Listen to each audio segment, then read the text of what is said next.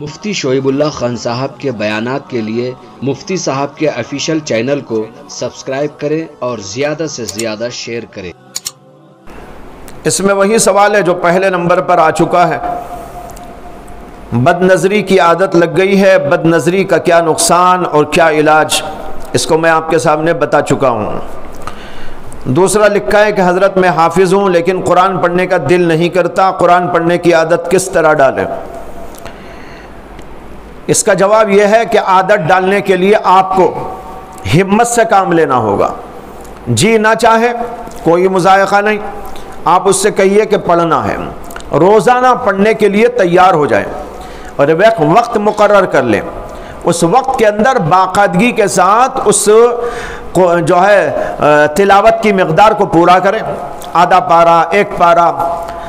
اگر شروع میں پاؤ پارہ پڑھنے لگے، پھر اس کے بعد مقدار کو بڑھائیں، آدھا پارہ پڑھنے لگے، پھر اور مقدار کو بڑھائیں، اور کم سے کم روزانہ ایک پارے کی عادت ڈالیں۔ حافظ قرآن کے لیے اتنا تو ضروری ہے، ایک پارہ۔ یہاں پر ایک بزرگ آئے تھے دلی کے، حضرت مولانا عبد اللطیف صاحب رحمۃ اللہ علیہ، جو حضرت مولانا شاہ اسد اللہ صاحب رحمۃ اللہ علیہ کے خلیفہ تھے، حضرت مفتی مظفر حسین صاحب رحمۃ اللہ علیہ کے پیر بھائی۔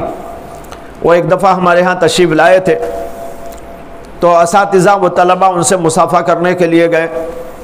تو جب گئے تو انہوں نے پوچھا کہ بھئی آپ کتنے پارے پڑھتے ہیں؟ حافظ ہیں؟ جی حافظ ہوں۔ کتنے پارے پڑھتے ہیں؟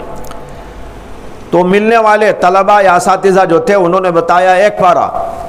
انہوں نے کہا میں مصافحہ نہیں کرتا، کم سے کم حافظ قرآن کو 5 پارے پڑھنا چاہیے۔ انہوں نے مصافحہ نہیں کیا۔ تو بتانا یہ چاہ رہا ہوں کہ کم سے کم انہوں نے تو 5 پارے کہا، میں کم سے کم آپ کو 1 پارہ بتا رہا ہوں، 4 پارے میں نے کم کر دیے۔ تو بھائی حافظ قرآن ہونے کے بعد پڑھنے کا معمول رکھنا یہ بہت ہی اہم، بہت ہی ضروری ہے۔ اسی عادت بنائیے، ہمت کیجئے، بن جائے گی۔